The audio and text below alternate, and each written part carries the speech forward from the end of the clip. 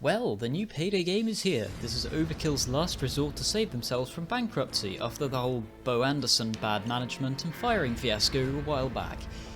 If you didn't know, basically a whole load of bad stuff happened because of Overkill's The Walking Dead not succeeding as they'd hoped, mainly due to constantly switching which game engine the game is being developed on.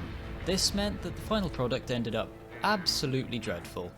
Full of bugs, not up to people's expectations, and most of all, quite overpriced. They got the plug pulled on the game by Starbound, the people who own the Walking Dead IP, and so they can't continue to make the game anymore. All of this bad stuff resulted in Overkill and Starbreeze losing most of their money, and so they had to file for reconstruction, essentially getting funded money to keep them afloat until their next game brings them back. This game happens to be Payday Crime War, a mobile game in fact. Not a bad move to make some quick cash if you think about how absolutely bloody booming the mobile gaming industry is right now. You know, with all those little real money pay-to-win mechanics and microtransactions that prey on the impatient people and pressure them into spending their money to be able to progress in the game. Not to mention, of course, that the mobile gaming companies seem to be getting more and more ridiculous with their advertising campaigns. Welcome to a house with a rich history. Meet Austin the butler and his lovely parents, and help them renovate their family mansion. Beat hundreds of match 3 levels.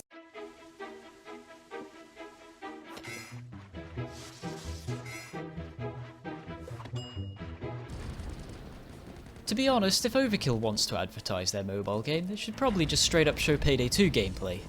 False advertising? Oh, who cares? Everyone else does it. If you can't beat them, join them. Back to topic, Payday Crime War is a 4v4 online multiplayer FPS game. From experience, FPS games on mobile are pretty challenging to control, but I find this one alright once you get the hang of it. There are 2 teams, one heisters, the other cops. On the map there are 3 safes that the heisters must open by sitting near the safe to place a drill. Then they must defend that drill from the cops until all the safes are open.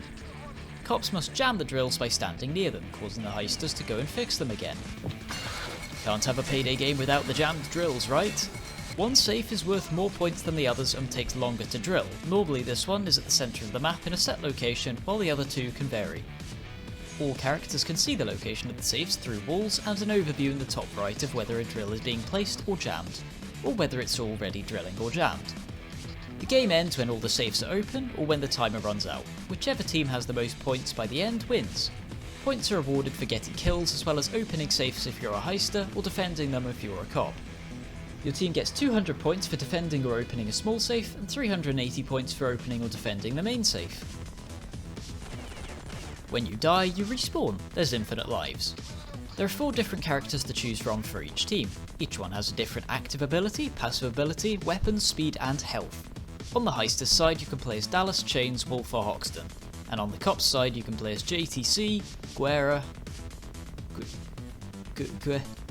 G, Bones or Sanders. When you start, all the characters except Dallas and JTC are locked, however they can be unlocked by playing. All characters in this game have the same health with armour on top, with which the amount of armour varies depending on which character and how upgraded it is. Armour doesn't regenerate, so it's essentially just more health. There are 2 different game modes currently, Quick and Ranked, with Arcade being released in the future. Quick has 1 round lasting about 3 minutes and Ranked has 2 rounds lasting about 7, where you switch teams after the first round. You can unlock and upgrade weapons by opening safes. You get these free every 4 hours, by watching a video once every 3 hours, or by winning games. Safes obtained from winning games require 3 to 8 hours to open, and you can only store 4 in your inventory at once. You can only drill 1 safe at once. However, these can be opened quickly for gold, the premium currency. Wink wink. Even if you have 4 safes, you can keep playing, you just don't get reward safes for winning. But it's a good microtransaction design, I think, much better than what they could have done, such as, you know, the energy system, which literally doesn't let you play the game for more than 10 minutes every 6 hours unless you pay for more energy.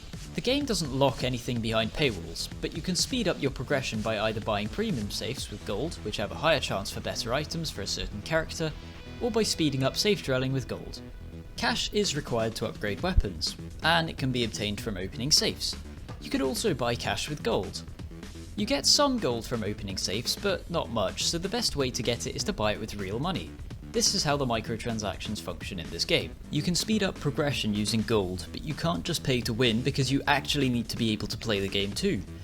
Everything that can be unlocked with gold can also be unlocked by just playing the game.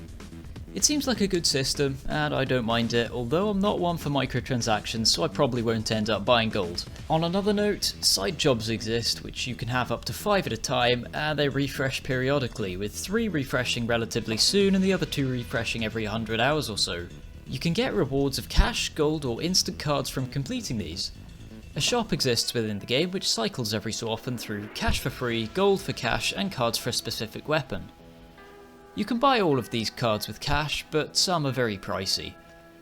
Looking at weapons, each character comes with a common rarity primary and secondary weapon, with the chance to obtain better rarity weapons from safes. Getting enough extra cards for a card you already own will let you upgrade whatever it is. You can upgrade armor, active ability, and weapons including throwables. The active abilities require time to charge up and can be activated when pressed to do something for a certain amount of time. Some of these abilities are game changing, and others not so much. Passive abilities are just nice bonuses which help combat and movement. Dallas's ability lets him heal, his passive allows his team to respawn faster, I think, I don't honestly know. He has medium health and medium speed. Chain's ability lets him stop cops from using their ability or throwable for a certain time. His passive lets him start drills faster, he has high health and low speed. Wolf's ability lets him place sentry guns which shoot cops. Wolf is my favourite because his sentry guns seem to be very good at distracting and sometimes even killing enemies when they try to attack you. His passive lets him reload faster. He has medium health and medium speed. Hoxton's ability lets him place a proximity mine which damages cops when they go near it. His passive is he can run faster. He has low health and fast speed. For the cops, JTC's ability lets him become a bulldozer for a while. This gives him an ungodly amount of armor and a fully loaded shotgun. His passive is more armor. He is a medium health, medium speed character, but he's basically just high health because of his abilities. Sandra's ability lets her stop heisters placing drills for a few seconds. Her ability seems to be the worst because you don't know when people are going to place the drills until the overview says placing underneath the safe. Activating the ability after they've started placing the drill doesn't seem to stop them, so it doesn't appear to work effectively very often. Her passive is she takes less damage while jamming drills. She has high health and low speed. Character beginning with G's ability lets her place a motion sensor which highlights enemy players when they come into range. It is however very obvious and with not much health, so it seems to get destroyed almost instantly. Her passive is enemies take 2 seconds longer to respawn when killed by her. She has low health and high speed. Bones' ability lets him restore 1 magazine to everyone's primary weapon ammo. His passive lets him swap weapons faster. He's a medium speed and medium health. So there you go, that's pretty much all you need to know about Overkill's new game, Payday Crime War. It's a fun little mobile game that is well designed, has a good progression system, is relatively bug free and doesn't require you to buy things to be good at the game.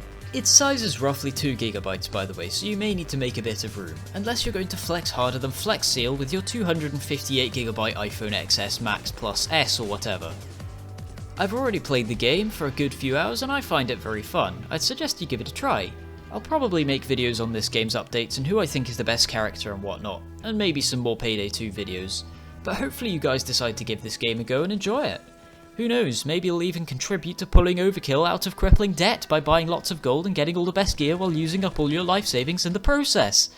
Have a good day, bye!